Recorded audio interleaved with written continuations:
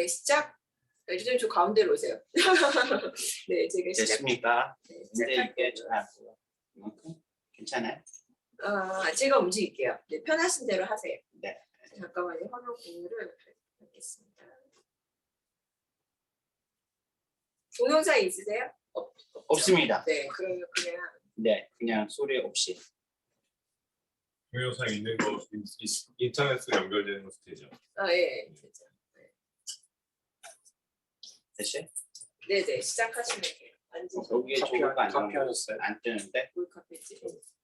내 파일. 아니요.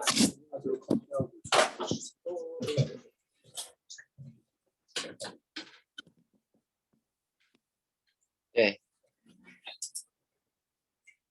됐죠?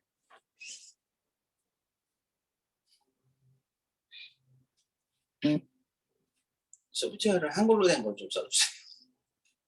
나도 그러고 싶다. 내 맘대로 이게 익숙하지. 내 맘대로 할 수가 있는 게 아니라고. 네, 됐습니다. 그리고 슬라이드 좀 해주시면. 공유돼서 나오죠? 네, 됐습니다. 잘 나오는 것 같아요. 그럼 제가 네, 뭘 해드릴까요? 네. 시작하려고 그랬죠. 레코드. 네, 지금 시작하고 있는 거네. 기록 되고 있죠? 네네. 네, 그러면 반갑습니다.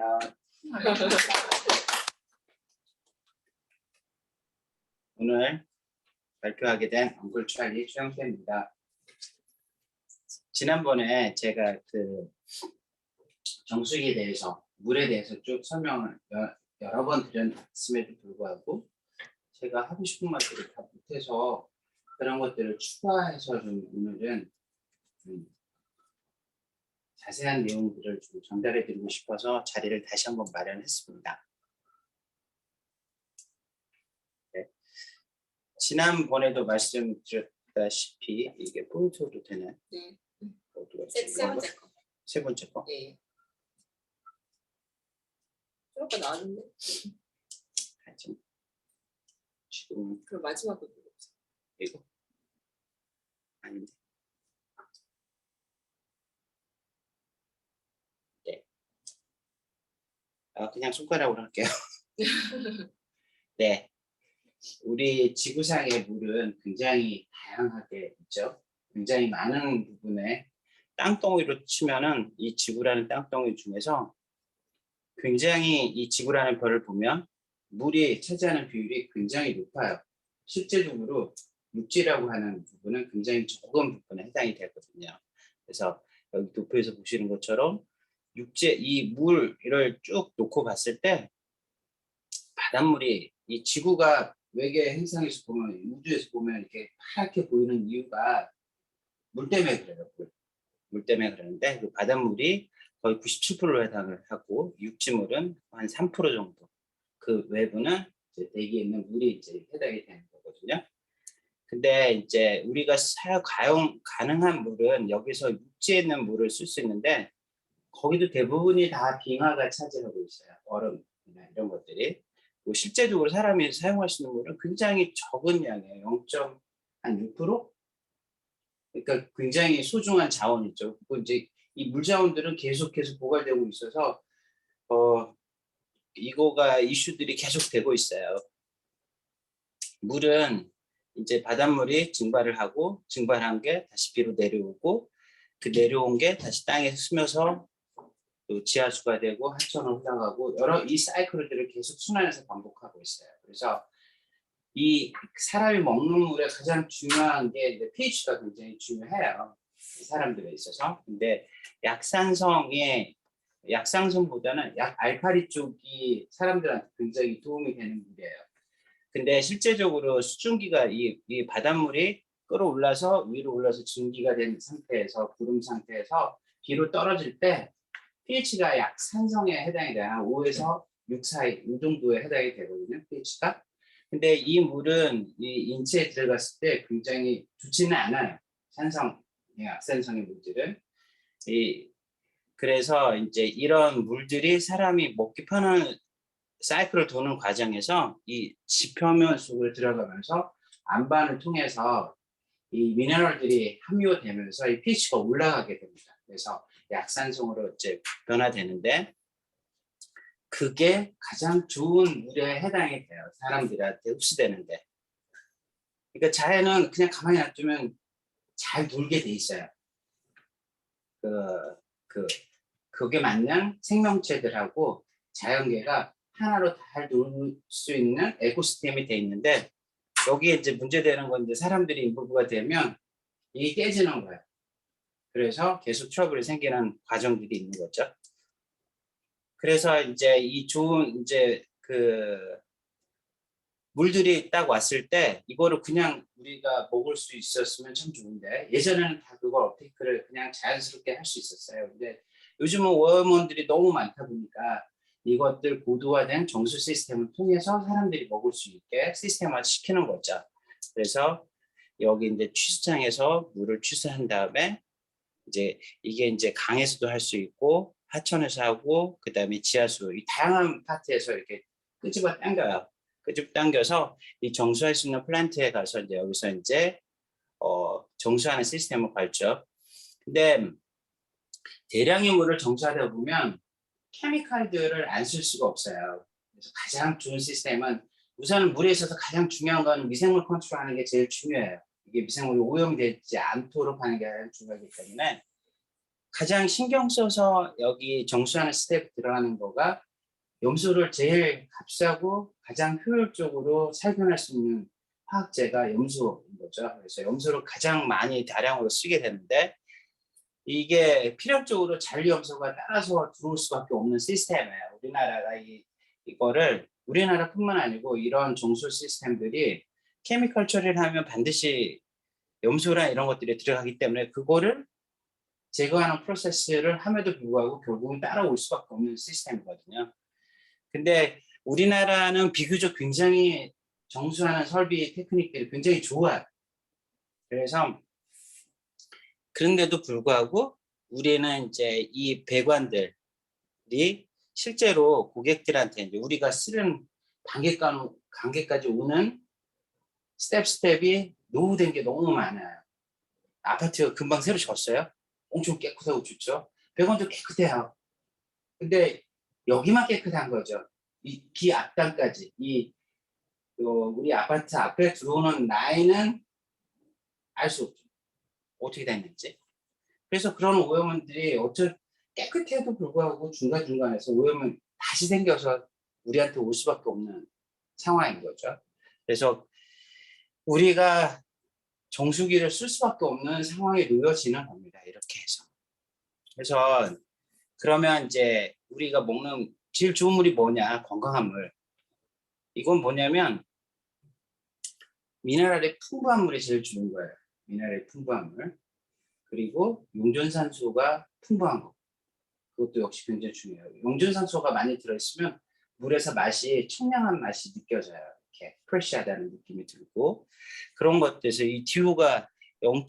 이게 이제 용존산소라는 건데 DO가 5mg per liter. 그러니까 1리터에 5mg 이상이 산소가 녹아져 있어야 좋은 물에 해당이 되는 거죠. 그래서 이제 이런 물들을 마셔야 사람들이 그냥 보통 건강하게 살 수 있는 거예요. 근데 우리가 갖고 있는 물들은 그런 환경들에 놓여있지 않다는 거가 현실적인 문제인 거죠. 여러분도 알다시피 몸은 수분이 60%를 차지하고 있어요. 물이 빠지면 몸은 이게 건조하면 별로 남는 게 없죠. 내가 100kg짜리 체중이면 수분을 다 증발시켜버리면 40kg밖에 안 남는 거죠. 그래서 여기에 혈액, 피부, 장, 모든 게 다 물로 꽉 차 있어요, 사람들이. 그리고 WH에서도 권장하는 양이 하루에 1.5리터에서 2리터. 체중 1kg당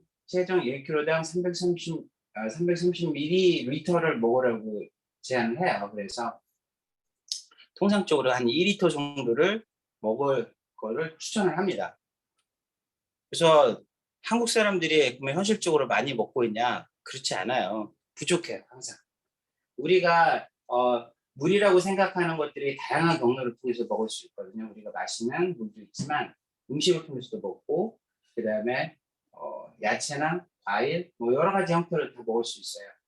근데 우리가 물을 먹는다고 차 마시고 이런 것들 물 먹는 행동이라고 생각하시는 경우도 있는데 카페인이 함유되어 있거나 이런 것들은 물 먹는 게 아니에요. 그거는 배뇨, 이뇨 작용을 더 촉진하기 때문에 물을 배출하는 행동들에 해당이 됩니다. 그래서 총량을 계산할 때 이렇게 그 카페인이 들어있고 음료, 그다음에 뭐 드링크류 이런 것들은 물 먹는 행위들이 아니에요. 물을 배출하는 행동이니까 그런 부분들을 좀 잘 염두해 주시면 좋고요. 그 수분이 부족하게 되면 굉장히 인체적으로 문제들이 많이 발생을 해요. 그래서 2% 정도가 총 수분량이 증발하게 되면 뭐 사람이 이제 그때부터 갈증을 느끼기 시작하는데 갈증을 느낄 때 물을 먹는 거는 바람직한 행동은 아니에요. 그래서 수시로 갈증 느끼기 전부터 먹어주는 게 제일 중요합니다. 근데 물이 수분이 저희한테 한 12% 정도 손실이 되게 나면 굉장히 사람이 의욕이 없고 무기력해지고 이제 병이 날 수 있는 상황까지 가지는 거죠. 그래서 물은 그 반드시 꼭 필요한 영양소예요. 그리고 우리 혈액 중에서도 수분 비율이 거의 90%에 해당이 돼요. 그래서 물이 원활하게 수분이 충분해야 혈액 순환도 원활하게 이루어지는 겁니다. 그래서 이제 혈액이 하는 일이 굉장히 많죠. 다양한 이 혈액이 안 가는 곳이 없이 굉장히 다양한 곳에 뿌려지잖아요. 미세혈관까지 통해서 다양하게 쭉쭉 뿌려지는데 이 여기서 저기 영양소는 공급해주고 노폐물은 다시 업테이크해서 순환시켜주는 시스템을 들어가는데 반드시 필요한 것들이 물에 해당이 되는 거죠. 그래서 이 수분이 부족하게 되면 노폐물들이 잘 배출되지가 않아서 이런 것들이 쌓이고 그러면 뭐 이제 이렇게 그 뭐죠? 혈액이 막히는 현상들도 일어날 수 있는 거죠.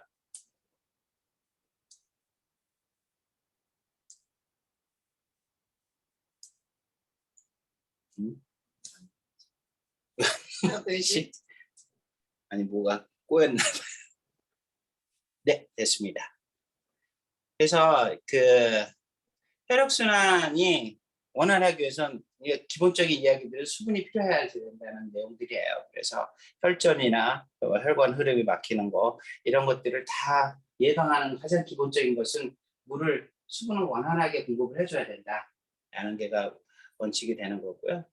그리고 내 몸은 기본적으로 아까 말씀하신 것 제가 말씀드렸다시피 약 알칼리에 해당이 돼요. 그래서 약 알칼리에 해당되는 물들을 드셔주는 게 건강에 좋습니다. 근데 이제 우리가 일상적으로 생활하는 습생 자체가 굉장히 산성화되어 있어요. 패스트푸드를 비롯해서 굉장히 드링크라든지 뭐 이런 것들이 대부분 다 산성에 해당이 돼요. 그래서 의도적으로라도 이렇게 물 마시고 이런 것들을 통해서 이 알칼리화를 좀 시켜주는 게 필요합니다. 그리고 이게 금도 뭐 한쪽만 치우치면 항상 이게 밸런스가 중요해요. 이게 산성만 가도 안 되고 알칼리만 가도 안 돼요. 그래서 두 개가 같이 다 믹스가 돼서 뉴트럴한 상태를 만드는 게 가장 중요합니다. 그래서 이제 알칼리성 물을 체내 pH를 이제 밸런스를 조절하는 것도 굉장히 중요해요.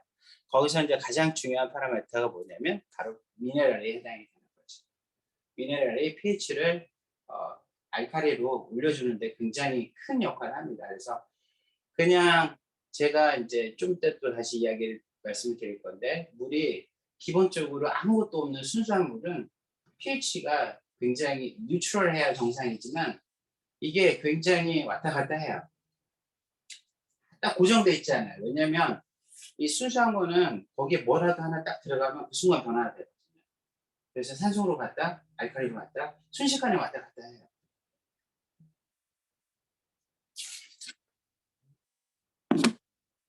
그래서 아까 말씀드렸던 여기 그 미네랄이 탄소, 질소, 수소, 산소를 제외한 한 50여 가지가 미네랄에 해당이 되는 거예요. 그래서 제일 물속에 많이 있는 게 칼슘, 그다음에 마그네슘, 그다음에 칼륨, 뭐 아연, 징크, 뭐 다양한 것들이 다 녹아져 들어가 있어요.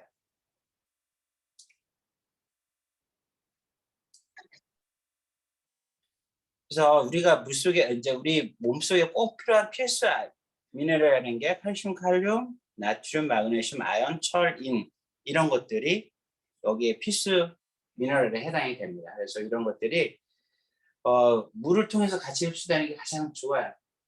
그 외에 이제 식품이나 이런 것들 통해서도 먹는 게 좋고요. 그래서 우리가 이제 이런 미네랄들이 부족하니까 그 이제 서플리먼트를 또 먹죠. 영양제를.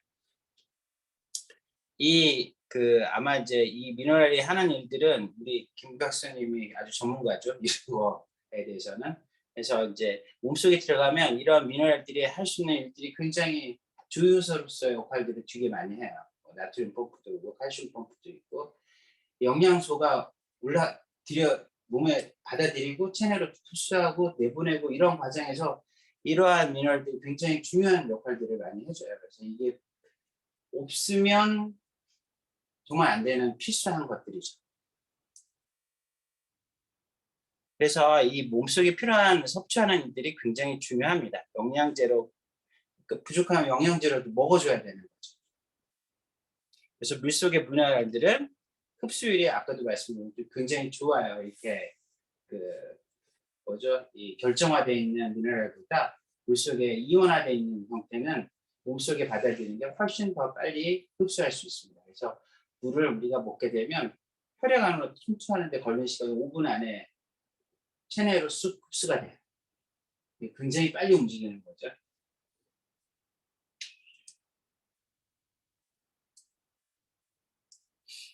수분이 부족하면 질병이 원인이 돼요. 근데 이제 사람들이 이게 물이 부족해서 병이 생긴지는 잘 몰라요. 근데 이게 이런 프로세스들이 계속 쌓이다 보면 이게 큰 병이 되는 거예요. 처음에는 아주 사소한 목마름이나 이런 갈증 이런 걸로 시작을 했지만 그게 몸에서 이게 해소를 시켜주지 않으면 그게 이제 쌓이면 이제 결국엔 질병이 되는 거죠. 그래서 갈증이 생기는 거가 가장 중요한 시그널인데 이런 것들 몸에서 내 몸이 이야기하는 것들을 좀 잘 들을 필요가 있어요. 이게 몸은 계속 이렇게 시그널을 줘요. 어떤 형태든. 근데 그거를 무시하시면 안 되고 항상 이상이 있으면 체크를 좀 해보셔야 돼요. 그래서 이게 항상성을 유지하는 데도 수분이 굉장히 중요한 역할을 하는 거고요. 그래서 그 항인용 호르몬 같은 것들이 수분이 부족하게 되면 또 이제 이게 분비가 되는 거고요. 그러면 여기서 이제 혈압도 수축을 하고 혈관도 수축이 되고 혈압도 높아지고 뭐 여러 가지 병도 생길 수가 있는 거예요. 이게 항상성을 유지하기 위해서 몸이 계속 부족하면 다시 채우면 또 빼고 뭐 이거 계속 반복하는 거거든요. 그리고 이제 대표적으로 수분 부족하면 부종이라고 하는 거 뭐 자고 있는 발이 막 붓는다든지 붓기가 안 빠지고 뭐 이런 경우들 있잖아요. 대표적인 게 이제 그런 수분 부족 현상 때문에 그럴 수가 있습니다.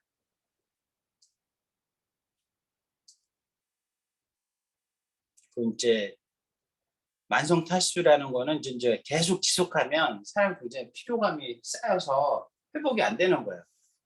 그리고 이제 이게 탈수로 시작을 하지만 그게 이제 비만, 변비, 노화까지로 연관되는 시작은 별거 아니지만 목마름이지만 결국에는 노화까지로 연결되는 굉장히 큰 사이클을 거는 시조가 바로 물입니다.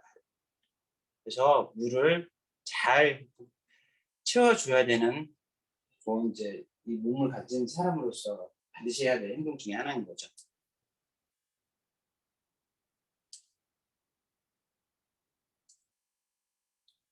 자, 그러면 사람들이 보통 이제 물에 대해서 오해하는 부분들이 있어요. 그래서 아까 말씀드렸죠? 물 위에 차나 음료, 하루 수분 섭취량에 포함될 수 있는가 아닌가? 좀 아까 아니라고 했죠? 앞에 너무 나와 있는 또 나와 있어요. 원래 이렇게 하고 다음부터 상품 주세요. 상품. 좋지 않아도 제가 상품을 준비하려고 했었어. 수업을 잘 들었나? 네, 그래서 이제 원래는 이제 이거 딱 가리고 이제 물어봐서 이렇게 선물 하려고 했었습니다. 그래서 다음에 준비하면 상품을 할게요. 이제 물은 취할 수 있을까요? 네. 여기는 있죠. 네, 네. 원래 어른들이 항상 그러죠. 물도 취한다. 그럼요. 취하고 약이 없다 하시던데. 맞습니다. 그렇습니다. 그래서 물도 천천히 드셔야 돼요. 벌컥벌컥 마시면 안 되고 천천히 드셔야 탈이 없습니다. 물도 식품이에요. 네, 그러니까 물도 씹어 드시라는 표현을 하시는 분도 있어요. 물이 상할까요?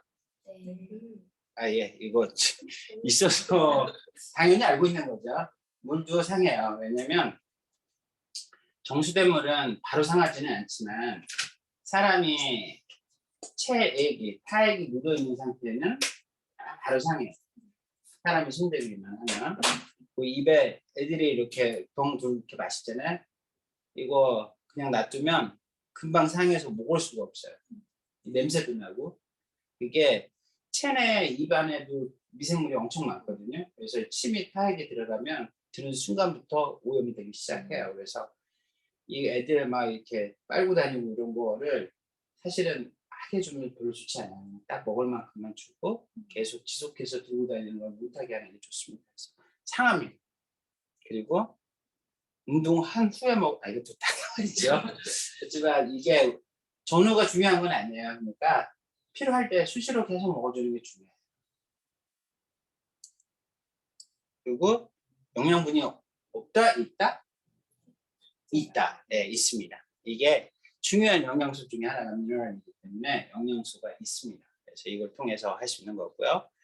물을 마시는 방법에 대해서 누가 이렇게 잘 정리를 해놓은 서류가 있더라고요. 그래서 보니까 하루 2리터를 이렇게 먹으면 추천한다고 이렇게 표기를 해줬어요. 그래서 아침에 일어나자마자 바로 드시는 건 아니고 정신 차린 다음에 6시에 기상하면 6시 10분에 200ml를 먹고 아침 드시고 나서 바로 먹는 거 아니에요.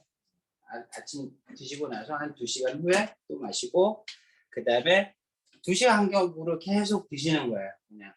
그러니까 우리 이거 바디케어 할 때 알람 그건 알람은 없죠. 그냥 체크만 하는 거잖아요. 하지만 물 알람 어플도 있어요. 그래서 딸랑 소리 나면 한 잔 마시고 딸랑 소리 나면 한 잔 마시고 그런 식으로 의도적으로 마셔주는 게 지금 굉장히 중요합니다. 그래서 이렇게 쭉 해서 추침을 하시기 전까지 이렇게 마시는 게 가장 좋다고 혹자가 말씀하시더라고요. 그래서 이제 여기까지는 그냥 물에 대한 일반적인 개론을 말씀을 드렸던 거고 제가 하는 일이 이런 물장치를 만드는 일을 하고 있습니다. 말씀드렸다시피. 근데 저는 이제 목적이 좀 달라요. 제가 하는 목적은 물만 있는 걸 만드는 게 제가 하는 일이에요. 사람이 먹는 물 말고 사람한테 필요한 물 말고 실험을 하기 위해서 필요한 물이기 때문에 물 외에 다른 게 들어가면 이거 실험을 하면 이게 물 때문에 뭐 때문에 이 현상이 나오는지 알 수가 없잖아요.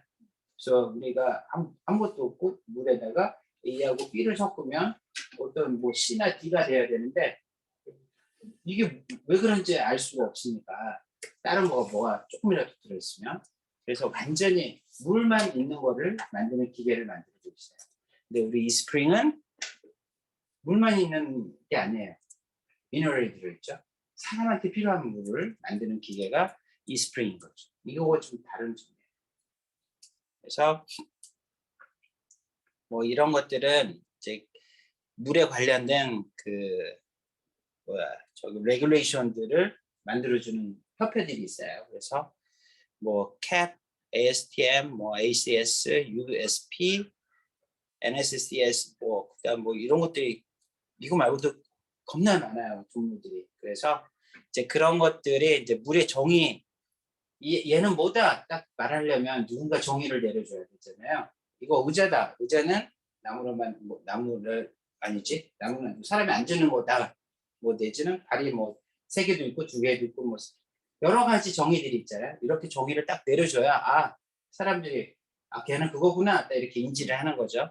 그런 것처럼 이런 것도 이제 그 정의에 해당이 돼요. 그래서 타입 1, 타입 2, 타입 3 이제 이거는 ASTM의 정의에 의해서 이제 정해지는 거고 이거는 국제 규격인 거고요. 이건 이제 1차수, 2차수, 3차수 이거는 한국 사람들이 만들어서 부르는 거예요. 그래서 이제 타입 1은 1차수 같지만 사실은 3차수를 타입 1이라고 해요. 근데 타입 3는 1차 증류수를 이제 하는 거고, 이제 차수 보통 우리는 순차적으로 하잖아요. 그래서 이제 하나를 더 고급화 시키면 2개가 되고, 그거보다 하면 3개가 되고, 이런 식으로 개념을 하는데, 이성의 쪽에 서양 쪽은 거꾸로 하더라고요.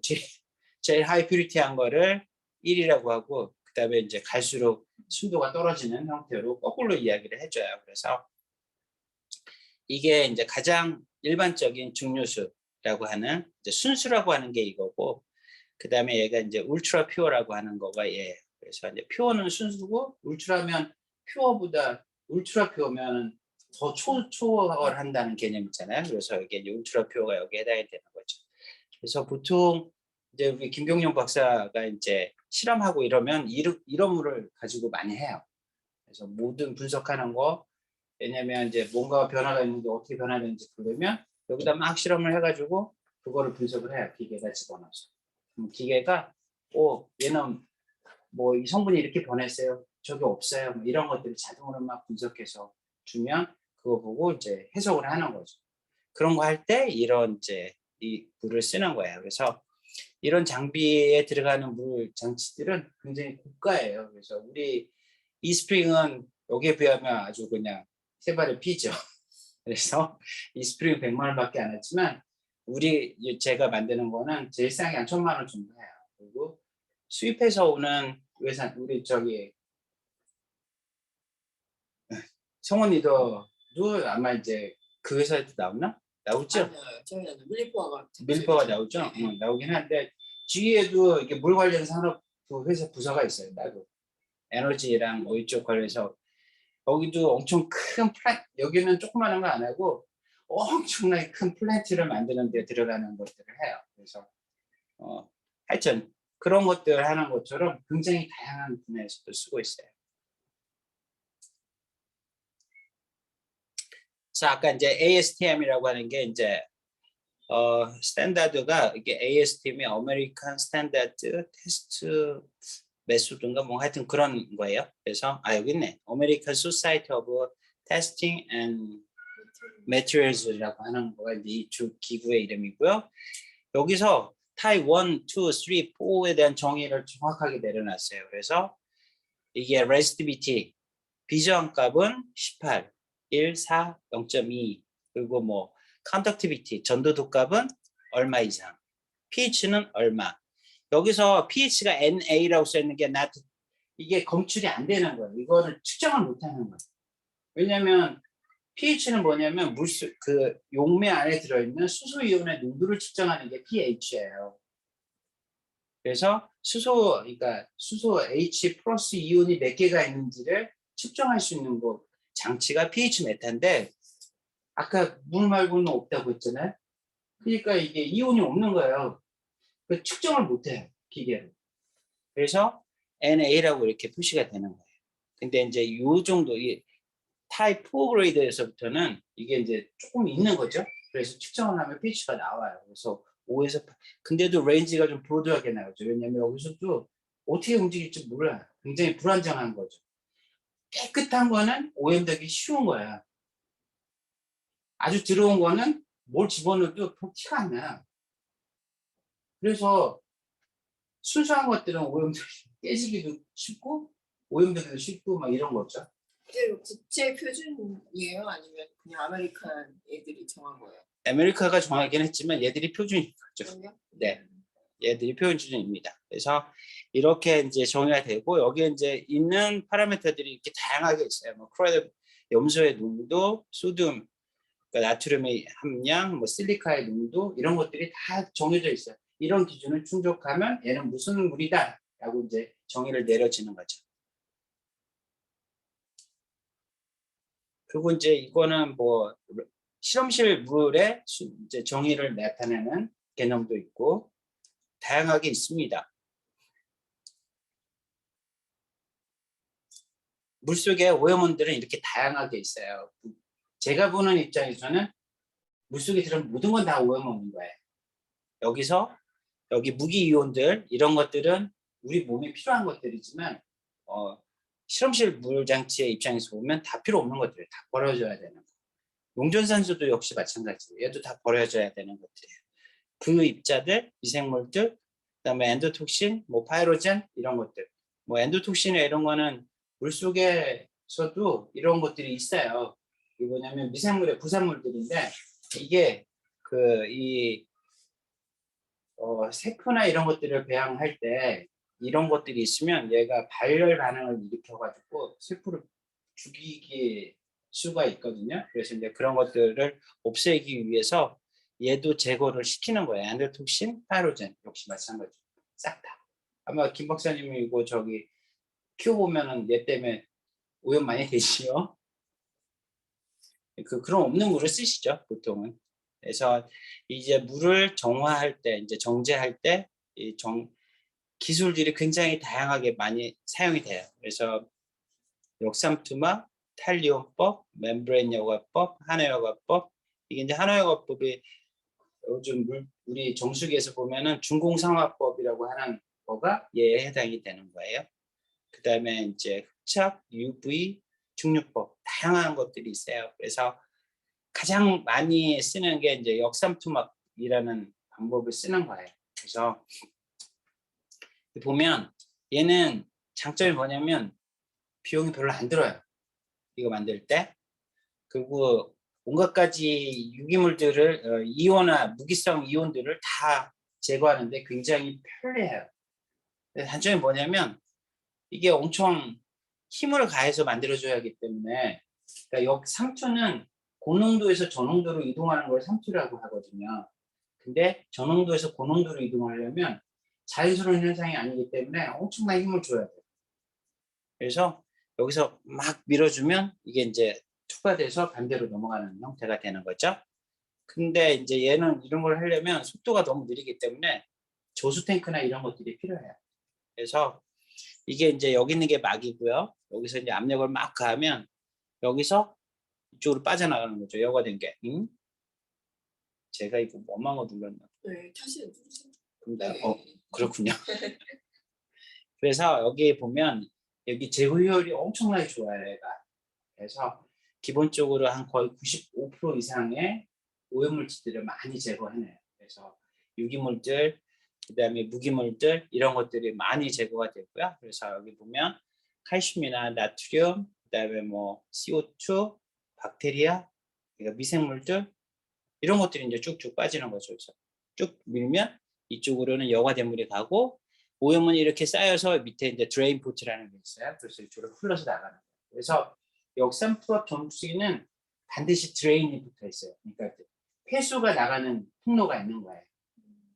그래서 그 장치들은 그러니까 입수관하고 배수관 두 개가 같이 있어요. 그래서 하나는 수도꼭지에서 나와서 이렇게 정수기에 들어가고 그다음에 드레인, 그러니까 폐수는 뽑아서 하수구로 빠져나가고. 90% 버리나요? 10% 버려. 90%. 거의 90, 뭐 85%, 85%? 뭐 이 정도는 다 버려요. 심한 거는 뭐 95%까지 버려지는 것도 있어요. 그러니까 1리터를 물을 집어넣으면 90%가 버려지면은 100ml만 나오는 거죠. 나머지 900은 버려지는 거예요. 그러니까 물 소비량이 엄청나게 많은 거죠. 이거 그 실제 역삼투압을 쓰는 물값이 많이 나와요. 수도세가 더 많이 나와요. 많이 나와요. 네, 맞아요. 많이 나오고, 근데 이제 이게 이제 가정에서 쓰는 조그마한 거는 물에 하루 쓰는 양이 한 10리터 미만을 먹을 거예요. 한 5리터 뭐 그 정도밖에 안 쓰니까 사실 그게 표면적으로 크게 보이진 않지만 실험실에서 이제 이렇게 대량의 물을 쓰고 그러면 물값이 장난 아닌 거죠. 근데 이제 그러니까 이게 관건이에요. 이게 얼마만큼 수율을 높여서 물을 이게 버려지는 걸 리사이클링해서 다시 회수하는 프로세스도 있어요. 그래서 이제 이거 다 버리면 이것도 다 돈이고 비용이니까 이거를 다시 회수해서 다시 또 돌리는 방법들도 고민을 하고 있어요. 제 입장에서는. 네. 그래서 이제 이거는 이제 이온 레진이라고 하는 것을 양이온, 음이온 레진들을 통해서 이렇게 생겼어요. 이온 레진은. 그래서 이렇게 이제 이런 조그만한 130 마이크로 리턴 ml이니까 1ml짜리 0.1mm 정도 되는 게 100마이크로거든요. 0.1mm가. 그러니까 실제로 엄청나게 작죠. 그냥 뭐라고 칠까? 엄청 하여튼 뭐 이렇게 점 하나 정도 되는 사이즈가 얘라고 생각하시면 돼요. 머리카락이 보통 50에서 60, 70 정도 되는. 70 말고. 볼펜으로 딱 찍었을 때 동글뱅이 그려지는 거, 그래서- 그 정도, 그 정도 사이즈라고 보시면 되고 이런 게 이 통 안에 꽉 차 있는 거예요. 그래서 만들어지는 거고 아까 그 동그란 거는 완전한 구긴 하지만 이게 꽉 막힌 게 아니고 얘처럼 이렇게 안에 포화가 엄청나게 많은 게 뚫려 있어요. 그래서 물이 들어가면 여기 이런 이 회로들을 통해서 막 지나가는 거예요. 그러면 여기에 이제 캐스안하고 아나이온이 그러니까 양이온, 음이온으로 두 개로 나눠져 있어서 양이온은 음이온에 가서 달라붙고 음이온은 양이온에 가서 달라붙어서 이렇게 이온화되어 있는 것들이 캡처가 되는 거죠. 그리고 달라붙지 않은 것들은 빠져서 나가는 거예요. 이런 식으로 원리로 여과가 되는 거고요. 실제로 이제 이게 물이 이렇게 쭉 들어가면 이제 이게 아나이온하고 캐스아이온이 있으면 이렇게 쭉 흘러가는 거예요. 그러면 여기에 딱딱딱 잡히고 나머지만 쑥 빠져나가요. 이런 식으로 모든 회사께 다 똑같은 원리로 돼 있어요. 그래서 이제 실제로 이제 생기는 모양을 보면 이렇게들 생겨져 있고요. 그다음에 이제 MF법이라고 하는 이제 membrane filtration method가 있는데 이거는 쉽게 생각하면 채를 이렇게 딱 놓고 밀가루를 치잖아요. 우리 브라우니 만들 때 이렇게 놓고 막 치죠. 그러면 그 채보다 작은 건 빠지고 채보다 큰 건 걸리잖아요. 그런 개념이라고 생각하시면 돼요. 근데 채가 엄청 작은 거죠. 이제 우리는 밀가루 하는 거는 눈에 보일 만큼 채지만 얘는 엄청 작아서 잘 안 보여요. 0.45, 0.2 마이크로짜리 되니까 마이크로보다 훨씬 더 작은 거예요. 그래서 이제 이런 식으로 이제 여과가 시켜주로 디자인 되는 거고요. 그래서 이제 이거는 이제 여러 가지예요. 이렇게 멤브레인 막으로도 만들 수 있지만 이거는 이제 실 같은 것도 우리 뜨개질 할 때 보면 실 뭉털이 이렇게 있잖아요. 그 실 뭉털이 통째도 하나의 필터라고 생각하실 수 있어요. 그거를 이만한 통에 꽉 나가놓고 거기다 물을 흘려놓으면 거기에 걸리는 도 있고 빠져나오는 도 있죠. 그것도 하나의 필터가 되는 거예요. 1차수죠.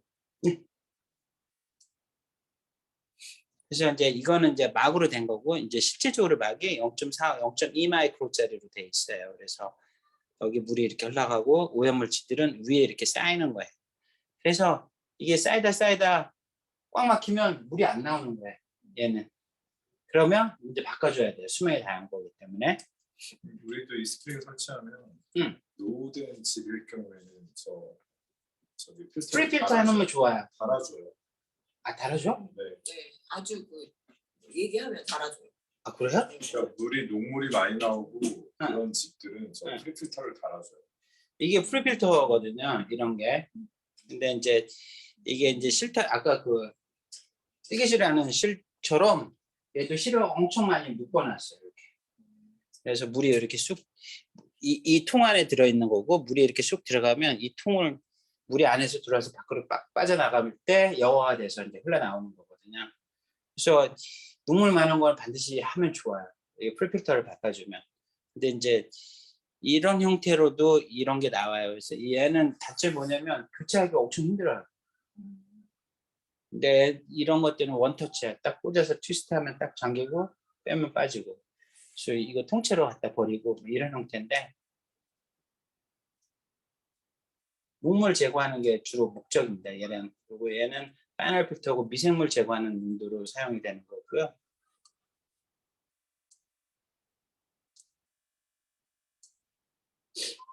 제가 한번 건드리면 그게 워킹을 안 하나 봐요. 아 그래? 네. 감사합니다. 네네. 그다음에 이제 흡착법이 있어요. 이게 우리 이 스프링이 여기에 해당이 되는 거예요. 이게 카본 업섭션이라는 거가 있는데 우리는 이 스프링 멤브레인 그 필터가 야자 껍데기를 분쇄를 해서 태워본 다음에 그걸 압착시켜서 만든 거예요. 그래서 그게 이제 이게 그거니까 카본인 거예요. 그러니까 이제 탄소죠. 탄소를 태워서 하는 거죠.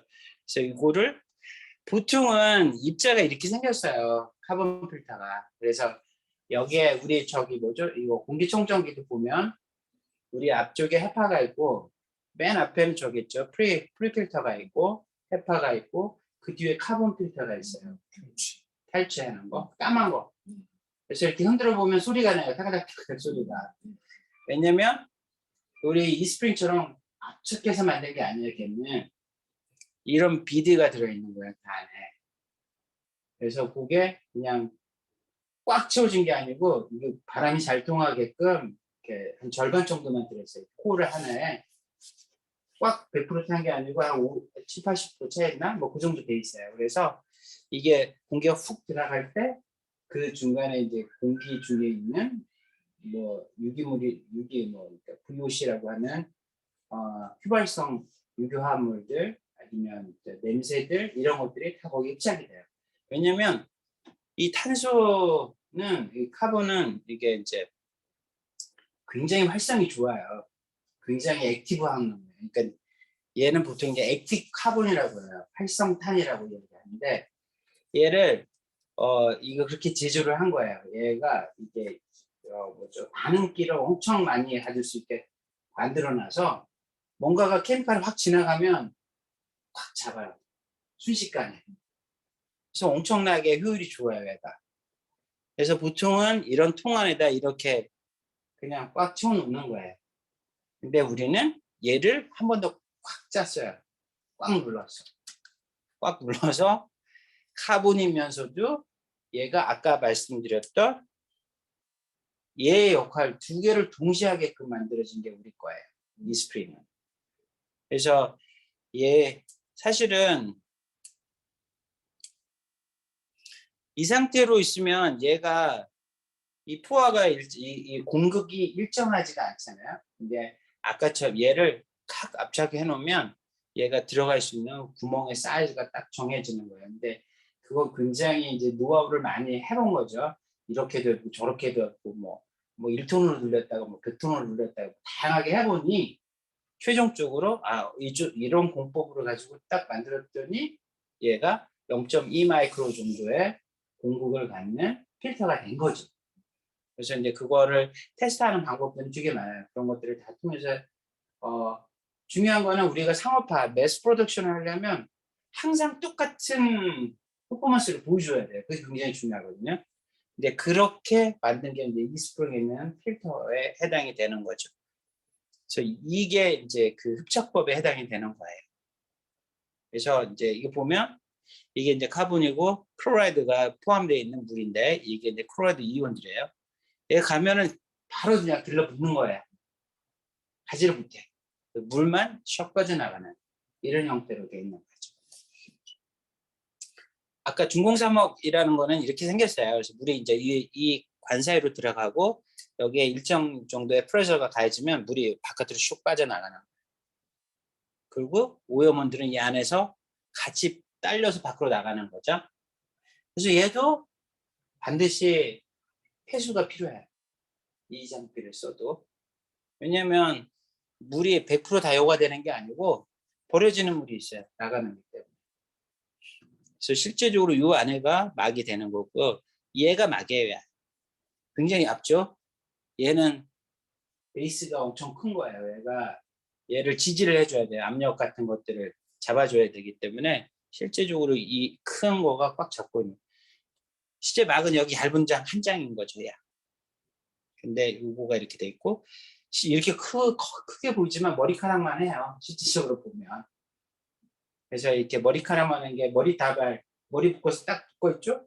그런 게 이 관 안에 딱 들어있다고 생각하시면 돼요. 우리 사람들 참 기술도 좋죠? 그걸 다 만들어요. 그래서 이제 얘는 얘도 잘 여과를 시키는 좋은 점이 있지만 문제는 뭐냐면 이게 잘 박혀요. 이게 처음에는 효율이 좋은데 조금만 쓰면 금방 막혀서 사실 머리카락만 한 거가 안 막히면 이상한 거죠.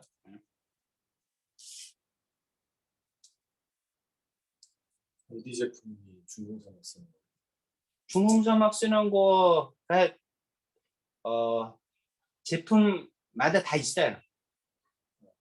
회사마다 있는데 요즘은 근데 이제 좀 트렌드가 바뀌었나 봐요. 그래서 대부분 제가 이거 자료를 쭉 보니까 요즘에는 다 직수 타입을 써요. 다 대부분 다 직수를 하고 저장 탱크를 대부분 다 안 써요. 요즘에는.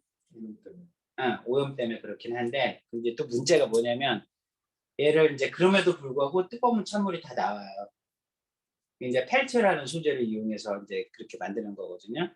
이게 펠티어는 열 전달하는 소재인데 굉장히 특이해요. 그래서 이렇게 전기를 딱 넣어주면 이쪽은 차가워지고 이쪽은 뜨거워져요. 두 개 양면의 성질을 갖고 있는 소재가 있어요. 그래서 그걸 이제 펠티어 효과라고 하는데 전기 딱 넣어주면 차가운 물 쪽으로 하면 여기 전기를 슉 빼요.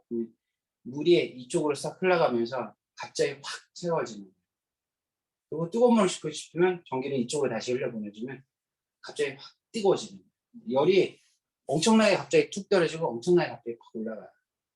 팔팔 끓을 정도로 올라가고 아주 냉동될 정도로 차가워지는 거예요. 순식간에. 그러면 얘가 이제 그래서 유로가 안쪽에 보면은 굉장히 심플하게 돼 있는데 얘가 뜨거워졌다 차가워졌다를 순식간에 왔다 갔다 하니까 이 기계 안에 보면 물장치 안에 정수기 안쪽이 곰팡이들이 많이 생기더라고요. 그래서 이제 뉴스에서 그런 걸 많이 보도를 했더라고요. 그러니까 직수 타입의 뭐 역습 딱 해가지고 이게 뭐야 직수라고 좋다더만 안에 곰팡이 다 폈네 이런 거야. 그러니까 보통 뜨거운 물 나오고 얼음 나오고 이런 정수기들 때문에 그 타입을 쓰는 거예요. 다 대부분 그렇게 쓰고 아니 근데 이제 이거는 굉장히 슬림한 타입은 이렇게 생겼고 디트인스가 선전하는 거 요즘에 코에 뭐 하여튼 얇은 거 있잖아요. 요만해가지고 되게 얇은 것들은 그런 비싼 소재를 쓰는 거고 그렇지 않고 이렇게 센 올론 타입 되는 것들은 컴프레셔를 써요. 컴프레셔를 쓰고 저장고도 쓰고 그러니까 큰 거는 별로 안 좋아요. 하여튼 큰 타입은 안 좋고 작은 것도 사실 정수기는 정수기여야지 되는 거죠. 본연의 역할에 충실한 게 제일 좋은 거예요. 그렇습니다. 그래서 아까 저기 한해하고막이 이렇게 생겼어요. 보시면 모니터리 엄청 많잖아요. 이런 것들이 안에 이제 들어있는 거고요. 그리고 이제 UV로도 우리 이스프링도 UV가 들어있죠. 우리 들어있는 거는 254나노짜리가 들어있어요. 그래서 얘는 미생물을 제거하는 게 주 목적인 거예요. 제거, 비활성화 같은 개념인 거예요. 그래서 이제 근데 이제 여기 저희가 만드는 거는 185짜리가 하나 더 들어있어요. 듀얼 파점으로 되는데 얘는 이제 그 유기물들이 이렇게 여과되지 않고 딸려오는 거 있어요. 마지막 단까지. 그러면 얘를 없애야 되는데 그냥 안 없어져요. 그래서 여기다 저기를 뭐죠? 이 185나노짜리 UV를 팍 때려주면 유기물 자체 그 끝에 있는 체인이 하나 툭 떨어지면서 차지를 띠는 레디칼 형태로 바뀌어요. 그러면 이게 이제 이온화가 돼 있으면 그 다음에 뭐가 잡는다고 했죠? 뭐가 잡죠? 차지를 띠게 되면 그러니까 이제 플러스 이온이든 마이너스 이온을 띠게 되면 아까 처음에 줬죠. 제일 처음에 나온. 앞쪽에서 해줬잖아요. 이게 차지 띠면 확 잡는다고. 양이온, 음이온, 교환, 수지. 아까 맨 처음에 봤던 양이온, 음이온 교환 수지에서 레진이라고 하는 거, 이온 교환 수지를 통해서 다시 차지 뜬 놈들이 캡처가 되는 거예요. 그래서 이제 이게 TOC 값을 다운시키는데 반드시 필요한 기술이에요. 그래서 TOC는 토탈 오가닉 카본이라고 해서 총 유기화합물의 들이에요. 그래서 이제 유기화합물들은 굉장히 다양한 것들이 있어요. 근데 이제 그런 것들을 제거하는데 주로 많이 사용이 되는 것들입니다. 그 외에 이제 중요하는 방법들이 있어요. 그래서 중요한 거는 이 하나의 기술만 가지고 모든 걸 다 제거할 수 없어요. 그래서 이 다양한 기술들이 컨비네이션 돼서 만들어지는 거고 제가 만드는 물장치는 여기서 여기까지의 모든 기술이 다 한 번에 들어가는 거고요. 우리 이스프링은 여기서 필요한 기술이 MF, AC, UV 이 세 가지 기술이 한 번에 들어가 있어요.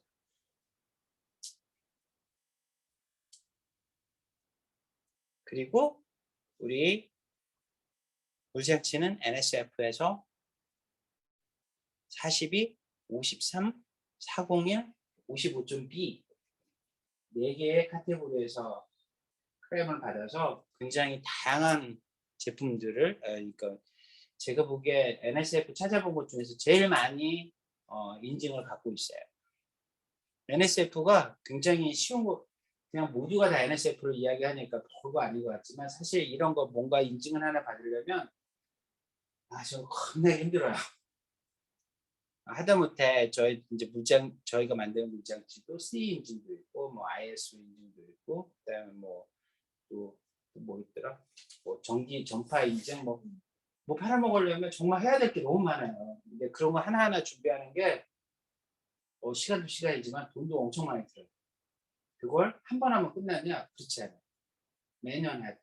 어떤 거는 2년에 한 번, 어떤 건 매년, 어떤 건 분기에 한 번. 정말 많은 것들을 그걸 이벨루에이션을 계속 해줘야 돼요.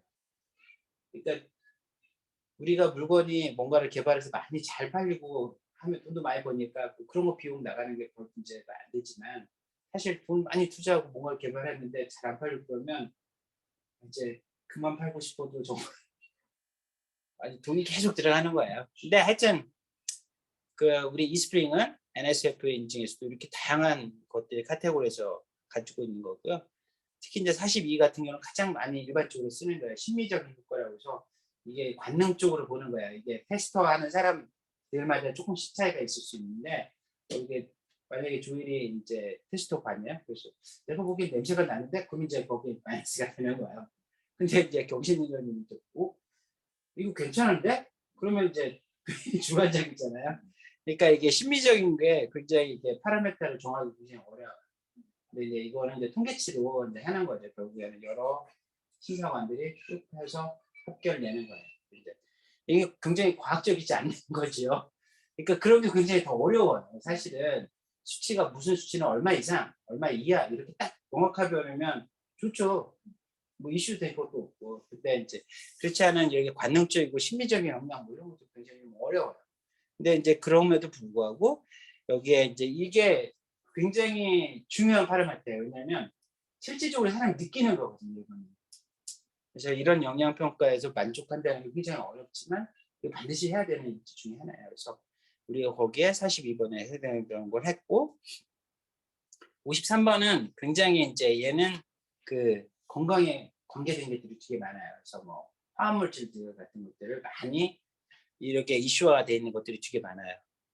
그래서 여기 보면 정수 검사 뭐 하는 것들이 쭉 있고 그다음에 401번은 이게 신종화합물이에요. 그래서 요즘에 물속에서 뭐 항생제가 검출된다는 등 뭐 이런 이야기들 있잖아요. 뭐 농약도 나오고 뭐 이런 것들 이게 관련된 모든 것들이 다 401번에서 이게 크레임이 돼 있습니다. 그래서 이런 것들을 다 체크하도록 돼 있고 여기에 이런 것들을 하기 위한 프로세스가 이렇게 굉장히 복잡해요. 접수에서부터 결과 나올 때까지 굉장히 많은 시간과 많은 노력과 많은 정보와 많은 테스트들을 해야 이런 서티를 받을 수 있고 유지할 수가 있는 겁니다.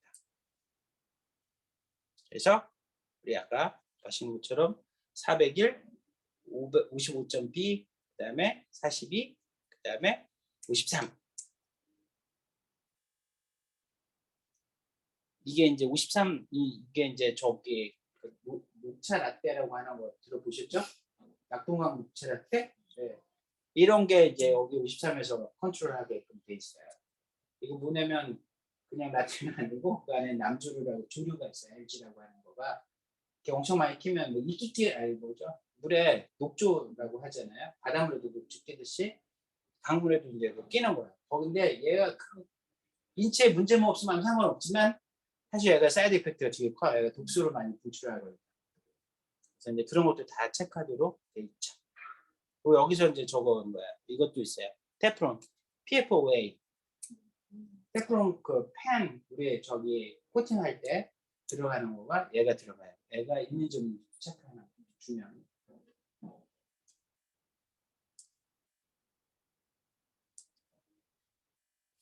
그리고 우리나라 정수기는 한국물기술연구원에서 기술 인증원에서 이 인증을 해야 쓸 수가 있어요. 그래서 우리 암에 있고 쭉 여기 보면 다 인증이 돼 있습니다. 테스트. 어떤 사람이 제가 유튜브 뭐 이렇게 자료들 쭉 찾아보니까 우리 거는 뭐 이제 그 딴 들 거는 뭐지 물 서티 해가지고 인증서 붙은 게 뭐 42종 뭐 테스트했다. 근데 우리 거는 뭐 이거 뭐 뭐만 딱 돼 있다. 굉장히 몇 가지 안 된다. 뭐 이렇게 써 있는데 그건 그냥 그 대부분 그런 영상 만들어서 하는 사람들 보니까 멘탈하는 업체들이 그 주로 많이 하더라고 보니까.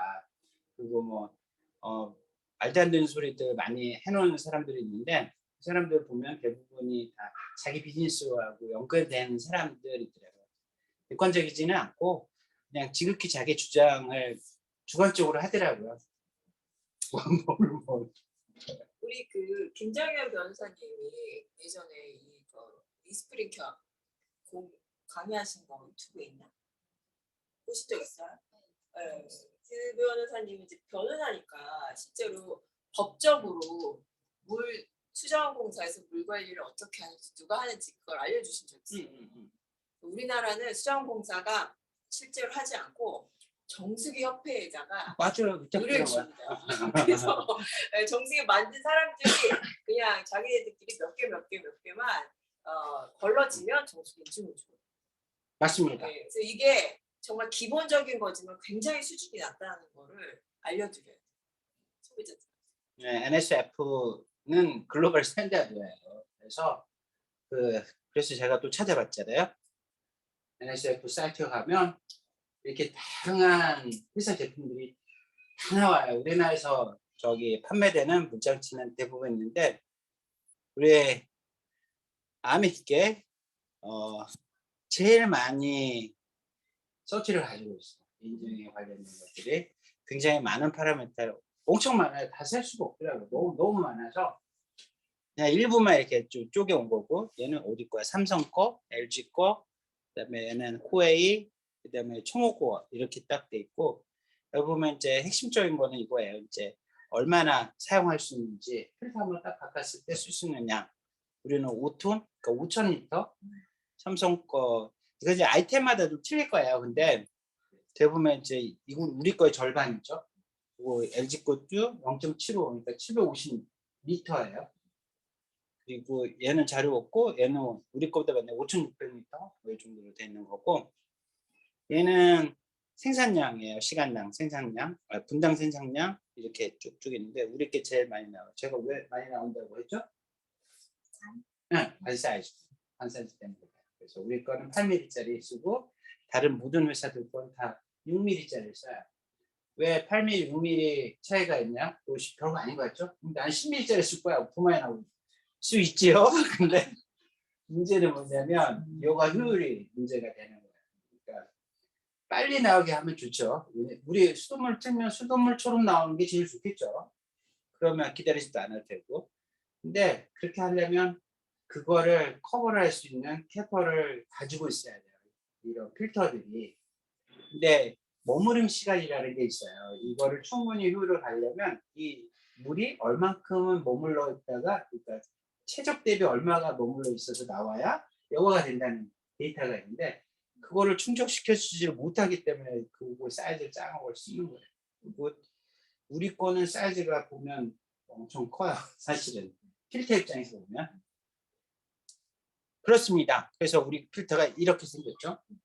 그래서 여기 압축 카본으로 되어 있는 거, 아까 압축 카본 된다는 거, 그다음에 이 압축 카본이 이 포화 사이즈가 0.2 마이크로까지 그냥 돼 있죠. 그래서 140여 가지 유해 물질을 걸러준다고 했는데 좀 이렇게 다양한 물질들을 얘가 하나 되는데 제일 저도 이제 물 장치를 만들지만 제일 어렵게 생각되는 게 뭐냐면 디자인도 물론 중요해요. 근데 간단하게 만드는 게 정말 어려워요.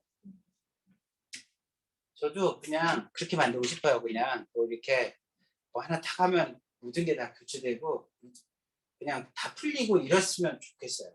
그러니까 그래야 simple is best라고 하거든요. 디자인도 그렇죠. 간단한 디자인이지만 그게 모든 걸 커버할 수 있으면 최고잖아요. 근데 정말 타협추종을 불허합니다. 이 디자인하고 이거 설계하고 만든 거 메인터넌스 하는 거가 너무 쉬워요. 이렇게 만들면 서비스 엔지니어가 필요 없는 거죠. 사실 그게 제일 좋아요. 그러니까 쓰는 사람이 메인터넌스를 아주 쉽게 할 수 있는 게 제일 좋은 방법입니다. 그래서 저도 저희 제품도 그렇게 만들려고 많이 노력을 하지만 얘처럼 심플하면서 모든 걸 한 방에 다 해결하는 거는 아직까지 못했습니다. 저희 거는. 그리고 UV 램프가 안에 이 안에 UV 램프가 들어있어요. 일체형이에요. 근데 UV 램프 수명이 보통 한 1년 정도밖에 못 써요. 왜냐면 UV 램프를 전기를 계속 넣어주면 오랫동안 쓸 수 있어요. 타임. 이가 UV 램프의 수명을 좌우하는 가장 큰 파라미터는 뭐냐면 전기를 넣었다 뺐다 하는 거예요. 그러면 수명이 확 줄어요. 근데 우리 이스프링은 쓸 때만 전원이 들어오잖아요. 그래서 그러니까 그것도 역시 UV 수명을 갉아먹는 것 중에 하나인데 얘는 좋은 게 한 번에 다 교체를 해버리는 거죠. 그러니까 거기에 대한 이슈가 생길 이유가 없는 거예요. UV 램프에 대해서도. 그러면 물을 계속 틀어놓으면 오래 써요. 오래 쓰실 수 있죠. 근데 이제 두 개 중에 이제 그 마일리지를 먼저 채울 건지 타임을 먼저 채울 건지 둘 중에 하나의 이슈인 거죠. 근데 이제 물을 계속 이렇게 못 쓰나. 그러니까 이제 보통 우리 자동차 마일리지 그 서비스 보상이 두 가지죠. 3년을 타든 3년 6만 마일인가? 6만 킬로미터죠? 3만인가? 회사마다 좀 틀리긴 한데 그 3년 동안에 5만 킬로 예를 든다면 그러면 1년에 5만 킬로를 타면 그럼 끝이에요 그냥. 근데 3년을 탔는데 만밖에 안 탔어. 그러면 그것도 끝인 거야 그냥. 그쵸? 얘도 마찬가지예요. 얘도 이게 1년 동안 5톤을 그러니까 5천 리터를 한 달 안에 썼어. 그러면 끝이에요. 새 거를 바꿔주셔야 돼. 근데 1년 내동 썼어. 1000리터밖에 못 썼어. 4천? 버리는 거예요. 이쪽에 쓰는 거는 많이 쓰시는 걸 주는 거예요. 그러니까 얘가 갖고 있는 캐파를 충분히 다 끌어다 쓰는 게 제일 좋은 거예요. 만약에 5000리터를 쓰려면 1년 동안 365일 동안 쓰려면 하루에 거의 한 10리터 이상을 쓰셔야 되는 거예요. 그러니까 다양하게 씻는 거. 뭐든지 다 쓰시면 됩니다. 뭐든지 다. 그러니까 10리터가 생각보다 엄청 많은 양이에요. 생각해 보세요. 우리 그 PT병 2리터짜리를 5개거든요. 혼자 무슨 저희 집도 다 그렇게 못 쓰는 것 같은데. 뭐 하여튼 많이 쓰세요. 그럼 저게 5,000리터가 다 정수되기 전에도 1년이 지나면 갈아야 돼요? 네, 불이 들어와요. 1.2개월? 저는 2.3개월까지 써본 것 같아요. 불이 안 들어와서 그냥 내비뒀는데 1년이 넘었더라고요. 그래서 보통 표시를 해놓죠. 정수기 사신 분들은 표시를 하면 1년쯤 지나고 나면 이제 정수기 불 들어왔네 이렇게 연락이 오세요. 그게 그동안에 그러니까 충분히 많이 쓰셔야 돼요. 5,000리터 다 되어야 들어온 게 아니고 그게 기간하고 전체 지금 말씀하신 캐파하고 두 개 다 그때 맞춰서 갈아야 되니까. 보통 이제 디자인할 때 그렇게 해요. 똑같이 자동차처럼 이거 이제 설계할 때 프로그램을 이렇게 넣어놔요. 그래서 타임 카운팅 되는 거랑 그다음에 물 수량 체크하는 거랑 두 개의 센서를 보통은 넣었거든요. 우리 것도 아마 들어 있을 거예요. 네, 맞아요. 그래서 이현경 리더님이 이거 AP 갖다 주면 분석해 주거든요. 얼마나 썼는지. 3,000리터 쓰시는 사람들이 많지 않대요. 그러니까 많이 쓰라고. 뭐 한 1인 가구, 2인 가구는 설거지도 다 저걸 해도 된다고 그렇게 얘기하시더라고요. 그러니까 설거지를 하지는 마시고 설거지하고 린스할 때, 헹굴 때 하시는 게 좋아요. 우리는 저기 실험실은 그게 이제 일상이죠. 그러니까 근데 지금은 안 하시죠? 캠퍼스는. 근데 이제 야채나 아는 것처럼 야채나 뭐 쓸 때 요리 할 때 우리 머터리얼을 씻을 때는 꼭 찬물 몸짱짱한 저걸 하셔야 돼요. 쌀 밥 할 때 처음에 물 받아서 그걸 하시는 게 좋아요. 아니면 우리 저기 크로라 염소 빨아먹는 거 보셨잖아요. 네네네. 그리고 이제 요게 아까 요게 이제 필터고요. 그러니까 이걸 중간에 몸뚱아리를 분해를 하면 이렇게 쫙 분해가 되는 거예요. 순식간에. 근데 이게 중요한 거가 이게 리크가 새지 않도록 나중에 업셈블리 할 때 잘 쪼여만 주시면 돼요. 그것만 주의하시면 나머지는 전혀 할 게 없어요. 그리고 이게 이제 이 커플즈 테크놀로지라고 해서 무선 충전하는 기술이 있는 거죠. 그래서 우리가 이제 물이 이렇게 플로우가 딱 되면 이제 그 영상 중에 그런 것도 있어요. 보면 이제 이게 이게 뭐야 우리 이스프링이 물이 그 직수를 쓴다고 하지만 여기 안에 받아들이는 물이 있지 않냐 이렇게 말하는 사람도 있어요. 근데 그건 별 의미가 없어요. 왜냐면 이거는 필터 되기 전 물이 홀딩되어 있는 거고 실제로 우리가 스위치를 틀면 그 다음에 여과되면서 바로 나오는 거예요.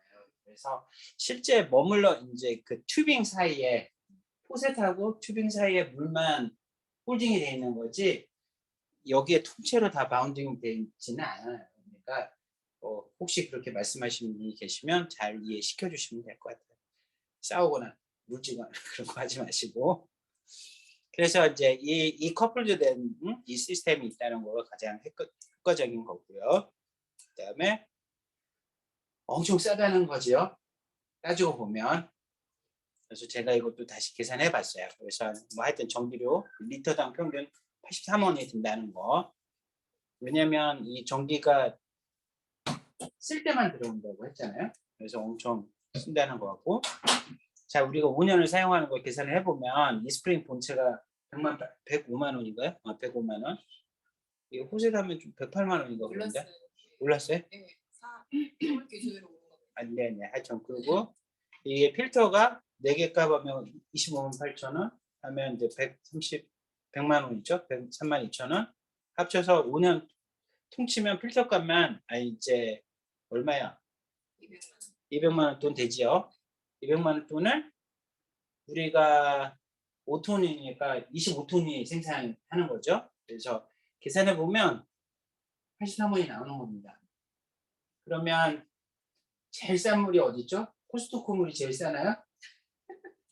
2리터 6개가 3,000원인가? 2,000원인가? 하여튼 그렇죠? 요즘 안 사 먹어봤죠. 근데 저게 25,000리터를 다 먹었을 때 리터당 84만 원인데 25만 리터. 예. 25,000 리터. 네. 저걸 다 못 쓴다는 거잖아요. 그게 수시라고요. 그러니까 보통은 이게 먹는 물로만 사용하기 때문에 그런 거예요. 그래서 우리가 물대본을 꼭 보여줘야 되는 이유가 먹는 물로만 정수기를 쓰지 말고 그렇게 사다 먹는 물은 먹는 물로밖에 못 쓰니까 이 정수기 설치해서 실제로 다 씻는 물도 쓰시라라고 말씀드려요. 다양하게 쓸 수 있습니다. 물은. 그리고 저도 이제 회사에 물을 받아가지고 가서 먹는데 저는 통을 몇 개씩 가져갔으면 좋은데 하여튼 회사에서 먹는 물은 별로 먹고 싶지가 않아서 회사에서는 좀 아틀 워터를 먹는데 하여튼 별로여서 이 물이 제일 좋아요. 엄청 싸죠? 이렇게 따지고 보면. 그래서 제가 보기에 제가 제 집사람도 이거 제일 만족해 하고 있어요. 산 것 중에서. 공기청정기 역시 마찬가지긴 하지만 그리고 굉장히 합리적이죠. 저희 거는 아까 그 역삼투나 뭐 중공사막 이런 거는 배수관이 따로 있어야 된다고 했잖아요. 저는 배수관이 없어요. 이게 집어넣으면 100% 다 나오는 거야. 100을 집어넣으면 100이 다. 그러니까 물에 효과적으로 쓰는 거죠. 효과적으로. 이게 그 칩이 내장돼 있어요. 아까 그 뭐죠 우리 그 수목품 필터 안에 칩이 내장이 돼 있어서 아까 뭐 갖다 주면 다 분석해 준다면서요? 네. 거기에 스마트 칩이 있어서 그게 다 기록을 하고 있어요. 메모리가 다 돼서 하고 있고요. 이게 정말 직관적이잖아요. 이게 이제 수명이 얼마나 남은지 카트리지가 보여주는 거고 문제가 있으면 전화기가 딱 불이 켜지는 거고 물 생산되면 뚜루룩 나오는 거고요. 심플하잖아요. 심플한 게 제일 좋은 거예요. 그리고 제일 만들기 어려운 게 심플한 거. 그렇습니다. 그래서 이거 아까도 말씀드렸죠. 이게 전체적으로 100%다 쓸 수 있는 사람은 없어요. 이렇게 사용량이 많지 않아요. 충분히 많이 쓰셔야 됩니다. 충분히.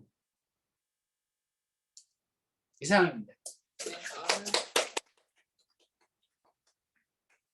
시간도 적은데. 네.